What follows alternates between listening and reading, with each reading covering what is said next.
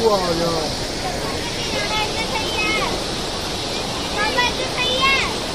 अरे एक मिनट देख के पाइए